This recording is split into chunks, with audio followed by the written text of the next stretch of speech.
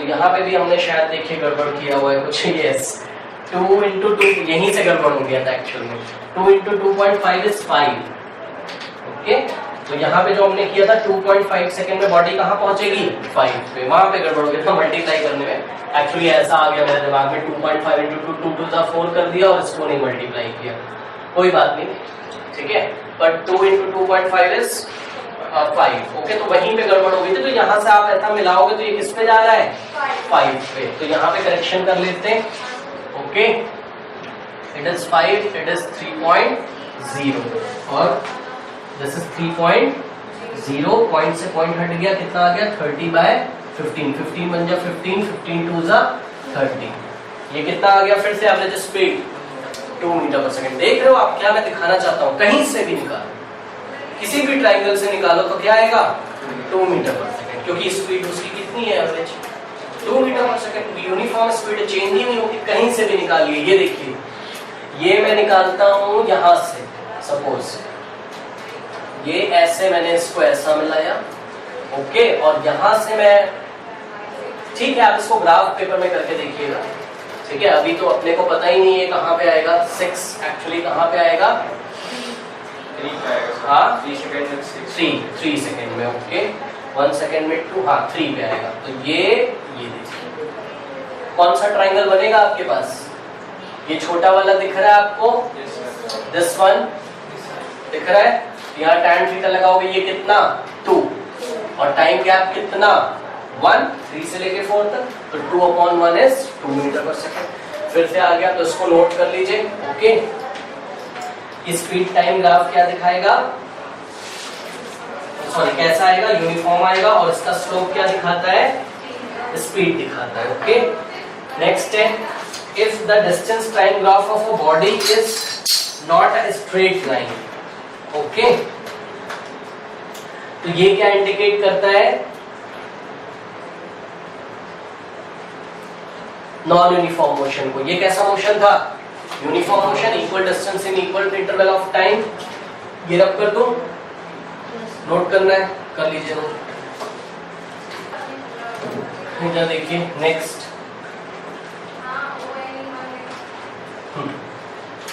if distance time graph is curve line then its speed is non uniform। ये मैं पहले भी बता चुका हूँ, कोई दिक्कत है तो इसको हम लोग ज्यादा नहीं करेंगे। अगर ऐसा कर्व लाइन आ रहा है ठीक है तो इसका मतलब कैसा मोशन है ये non uniform.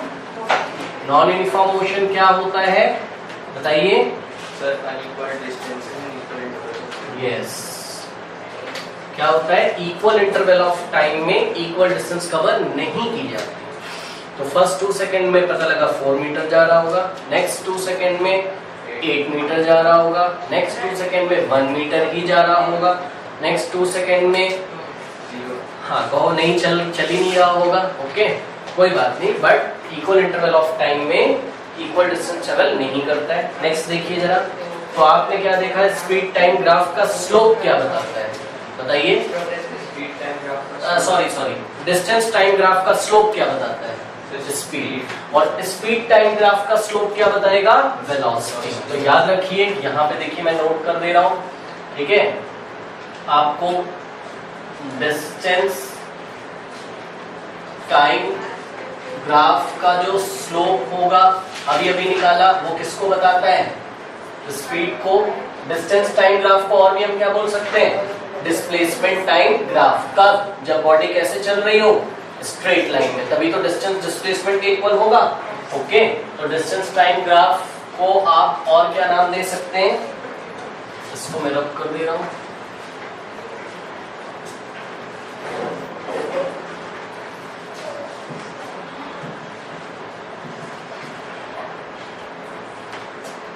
Okay distance time graph को आप एक और नाम दे सकते हैं क्या डिस्प्लेसमेंट टाइम ग्राफ। बट यहाँ पे कंडीशन होगी, क्या कंडीशन होगी बताइए, when body is moving in straight line. Okay कोई दिक्कत है तो इसका स्लोप स्पीड बताएगा ये नॉन यूनिफॉर्म का मैंने अभी आपको बता ही दिया ग्राफ। अब अगला ग्राफ किसके किसके बीच में करेंगे? अभी किसके किसके बीच में करते थे? डिस्टेंस और टाइम। अब किसके किसके बीच में करेंगे? स्पीड और टाइम। ओके, तो वाई एक्सिस पे किसको लोगे बताओ? स्पीड को। ओके, तो यहाँ देखिए स्पीड ले लेते हैं और एक्स एक्सिस पे किसको लोगे आप? टाइम को। तो देखिए फर्स्ट ग्राफ हमको करना है when the speed remains constant, when the speed remains constant। Okay, speed remains constant का मतलब इधर समझिए, बात समझ रहे हैं क्या? टाइम तो निकलता जा रहा है लेकिन स्पीड चेंज नहीं हो रही। कांस्टेंट का मतलब क्या होता है? स्पीड चेंज नहीं हो रही। इधर देखिए जरा, ये टाइम है आपका और ये रही आपकी स्पीड। स्पीड को भी से दिखाएंगे। 2 सेकेंड पे भी स्पीड कितनी है? 4 मीटर पर सेकेंड। नेक्स्ट जैसे 2 सेकेंड से बढ़कर 4 सेकेंड हो गया, अभी भी स्पीड कितनी है? तो 5th सेकेंड पे भी स्पीड कितनी है? 4 मीटर पर सेकेंड। तो स्पीड चेंज नहीं हो रही। तो स्पीड चेंज नहीं होगी तो ऐसी स्पीड को क्या बोलेंगे? Constant speed. ठीक है, स्पीड रिमेन्स कांस्टेंट। तो ग्राफ बनाना शुरू करिए। 1 2 3 4 5 6 7 और 1 मीटर पर सेकेंड, 2 मीटर, 3 मीटर, 4 मीटर पर सेकेंड। तो यहाँ पे देखिए 1 सेकेंड पे स्पीड कितनी? 4। 2 पे भी कितनी? 4। 3 पे भी कितनी? 4। कभी भी चेक करोगे तो क्या आएगा? 4। तो कैसा मिलेगा? हर पल पॉइंट ये S। ओके, तो ग्राफ कैसा मिलेगा? ऐसा, straight line parallel to time axis. Okay, straight line parallel to x, मतलब कौन सी एक्सिस? टाइम।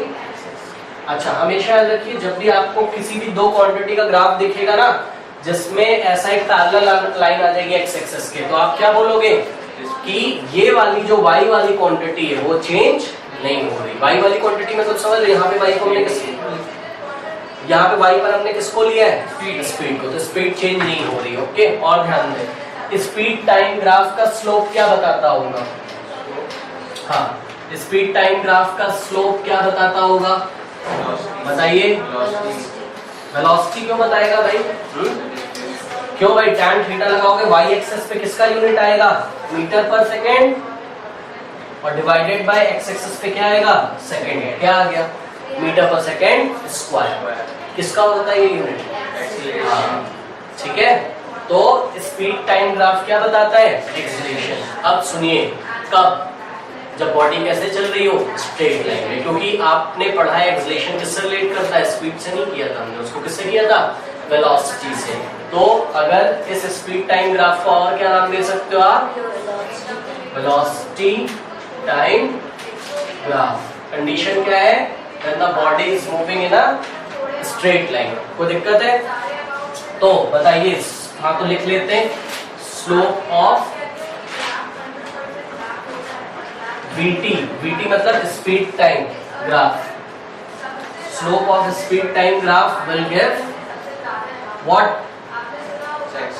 एक्सीलरेशन। याद रख लीजिए एक बार फिर से, डिस्टेंस टाइम का स्लोप क्या देता है? स्पीड। और स्पीड टाइम ग्राफ क्या देता है? एक्सीलरेशन देता है। ओके, इधर ध्यान दीजिए, क्या यहाँ वेलोसिटी में चेंज हो रहा है? तो एक्सीलरेशन कितना होगा? 0। ओके, देख रहे हो 1 सेकेंड से 2 सेकेंड हो गया, 1 सेकेंड पे भी स्पीड कितनी? 4। तो u की वैल्यू कितनी? 4 मीटर पर सेकेंड। और 2 सेकेंड पे भी कितनी? कभी भी चेक कर लो आप, 7 सेकेंड पे निकालो, 7 सेकेंड पे भी v कितना आ जाएगा? फाइनल स्पीड में कितनी मिलेगी आपको? फिर फॉर्मूला लगाइए, a is equals to v minus u by t। Time v minus u 4 minus 4 0 divided by time कितना निकला है? 1 से लेके 7 तक 6। 1 से लेके 7 तक 6 टाइम निकला है, 6 सेकेंड ना। 0/6 से 0 मीटर पर सेकेंड स्क्वायर। तो एक्सीलरेशन कितना है? 0। और मैंने आपको बताया था कि कांस्टेंट स्पीड होती है तो एक्सीलरेशन कितना होता है? 0। ये तो मैथमेटिकल तरीका है। ग्राफिकल तरीका क्या है? क्या निकालना है इसका? स्लोप। स्लोप क्या होता है बताइए? tan theta. tan थीटा क्या होता है बताइए? Perpendicular upon base. ठीक है, तो एक चीज देखिए थोड़ा सा इधर, ये देखिए, ये कोई ट्राइंगल बना हुआ है। ओके, अब मैं इसके परपेंडिकुलर को खत्म करना शुरू करता हूँ। ये गिरेगा ऐसे आ जाएगा, परपेंडिकुलर आर्क छोटा हो गया, ये गिरेगा ऐसे आएगा, परपेंडिकुलर आर्क छोटा हो गया, ये गिरेगा ऐसा आएगा, और अगर ये वाली लाइन इस लाइन के अलॉन्ग आ जाए तो परपेंडिकुलर कितना 0, खत्म हो जाएगा ना। बताओ कोई ट्रायंगल आपको दिख रहा है? आप बस सोच सकते हैं यहाँ पे कि कभी कोई ट्रायंगल ऐसे बना रहा होगा ऐसे, जिसका परपेंडिकुलर कितना हो गया 0। ओके, तो बेस तो आता है लेकिन उस ट्रायंगल का परपेंडिकुलर नहीं। तो स्लोप निकालोगे तो परपेंडिकुलर कितना 0 और डिवाइडेड बाय टाइम जो भी ले लीजिए आप, जिस सपोज 1 से लेके कहां तक के लिए ले रहे हो आप 7 तक, तो टाइम कुछ भी ले लो तो आंसर विल बी 0। तो ग्राफिकल मेथड से भी एक्सेलरेशन 0 आता है, डेफिनेशन से भी 0 आता है, क्योंकि डेफिनेशन क्या कहती है स्पीड चेंज नहीं होगी अगर, तो कैसा एक्सेलरेशन, क्योंकि एक्सेलरेशन क्या होता है स्पीड में चेंज होना चाहिए दिए गए टाइम में, चाहे इंक्रीज करे चाहे डिक्रीज करे। ओके, और सुनिए तीसरा, ग्राफ की हेल्प से आप देख रहे हैं कि परपेंडिकुलर ही नहीं है उस ट्रायंगल में, 0 है, तब भी ग्राफ की हेल्प से tan थीटा कितना आ रहा है 0, तो इसलिए स्लोप कितना 0। और स्लोप क्या बताता है एक्सेलरेशन, किस में स्पीड टाइम में। और कैसे पहचाना, तो मैंने ऐसे पहचाना, जब अगर मैं भूल जाऊंगा तो मैं देखूंगा y एक्सिस पे कौन स्पीड, स्पीड का यूनिट रखूंगा, फिर देखूंगा x एक्सिस पे कौन टाइम, टाइम का यूनिट रखूंगा और देखूंगा यूनिट क्या आ रहा है मीटर, और ये होता किसका है, इसका मतलब कि स्लोप किसका, स्पीड टाइम का स्लोप क्या बताएगा आपको एक्सेलरेशन। कोई दिक्कत है बताइए? हाँ okay,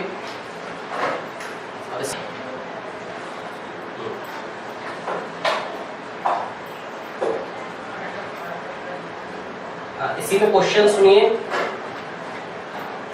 fill in the blanks. If the speed time graph of a body is a straight line, फिर से ध्यान से सुने, if the speed time of a body is a straight line parallel to time axis, then the speed of the body is dash. Then the speed of the body is dash. फिर से, if the graph between speed and time is a straight line parallel to time axis, then the speed of the body is constant हो रही है, then the speed of the body is constant, yeah, then the speed of the body is not changing and acceleration of the body is 0. Okay, और सुनिए आगे, the velocity time graph of an object, velocity time graph of an object moving with constant velocity in a straight line dash to the time axis.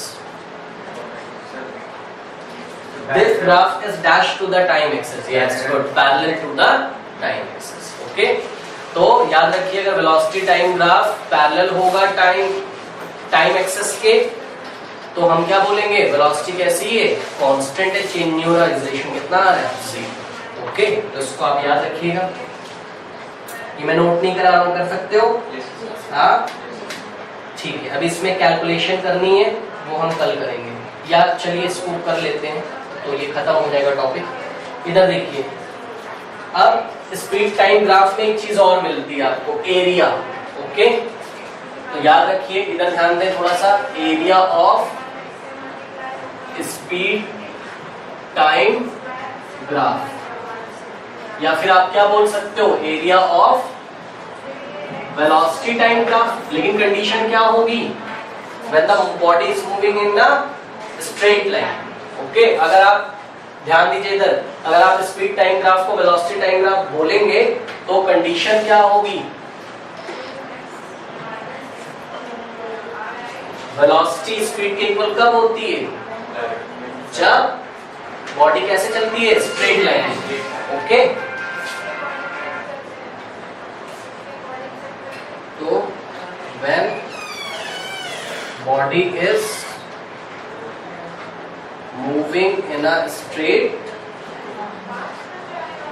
Line. Okay, तो याद रखिए area of speed time graph क्या देता है आपको, distance देता है। क्या देता है, डिस्टेंस। याद रखिए एरिया, इधर देखिए, इधर ध्यान दें थोड़ा सा, ये एरिया एक रेक्टेंगल बन रहा है, बताइए अगर आपसे कोई पूछे, ध्यान से सुने, आपसे कोई पूछे 5 सेकंड पे कितना डिस्टेंस ट्रेवल करेगी, ऐसे मिला दीजिए और एक क्या बन जाएगा आपके पास, रेक्टेंगल। ध्यान देना बहुत इंपॉर्टेंट है, एग्जाम में आता है। एक रेक्टेंगल बनेगा, नाम रख दीजिए ABCD और इस रेक्टेंगल का क्या निकाल लेंगे, एरिया। फॉर्मूला बताइए रेक्टेंगल के एरिया का, बताइए एरिया का formula, length into breadth. What is length, D से लेके C तक, तो DC into what is breadth, C से लेके B तक। ओके, तो लेंथ कितनी हो जाएगी DC, 1 2 3 4 5 okay, 5 unit into CB कितना हो जाएगा, C से लेके B तक, वो तो चेंज ही नहीं होगा, कितना है 4, तो आंसर कितना आ गया 20। ओके, अब यूनिट चेक करिए, ये DC क्या था, टाइम सेकंड, और ये CB क्या था, मीटर पर सेकंड। तो सेकंड को किससे मल्टीप्लाई लगाना है, मीटर पर सेकंड से सेकंड कैंसिल हो गया, आंसर क्या आ गया, मीटर। तो याद रखिए ये रेक्टेंगल ने जितना भी ये एरिया घेरा हुआ है ना इस प्लेन में, एरिया समझते हैं, ठीक है, ये जितना भी एरिया, कितने स्क्वायर यूनिट एरिया इसने घेरा हुआ है, 20 centimetre square, 20 centimetre square. Okay, क्योंकि आप इसको ग्राफ पेपर पे बना रहे हो, तो 20 सेंटीमीटर स्क्वायर एरिया अगर इसने घेरा हुआ है तो इसकी डिस्टेंस कितनी, इस बॉडी ने 5 सेकंड में कितना डिस्टेंस ट्रैवल किया है, 20 मीटर। और सुनिए इधर ध्यान से, इसी में अगर आपसे कोई पूछे कि बताइए बॉडी 2 सेकंड में कितना डिस्टेंस ट्रैवल करती है, तो 2 से ऐसे इसको ऊपर मिला के क्या बनाएंगे, रेक्टेंगल, और आंसर क्या आएगा 2 × 4 8 मीटर। कोई दिक्कत है, तो ये आप याद रखिए, area of speed time graph या वेलोसिटी टाइम ग्राफ आप तब बोलेंगे जब body is moving in a straight line, तो क्या आएगा, एरिया डिस्टेंस। कोई दिक्कत है, अगर आपको ऐसे दे दिया गया क्वेश्चन कोई, ठीक है, यहाँ पे स्पीड है और यहाँ क्या है, टाइम, या स्पीड की जगह और क्या हो सकता है, वेलोसिटी। ओके, तो आपसे कोई पूछेगा what is the distance cover, तो क्या निकालोगे इस रेक्टेंगल का, एरिया। कोई दिक्कत है, नोट करिए इसको।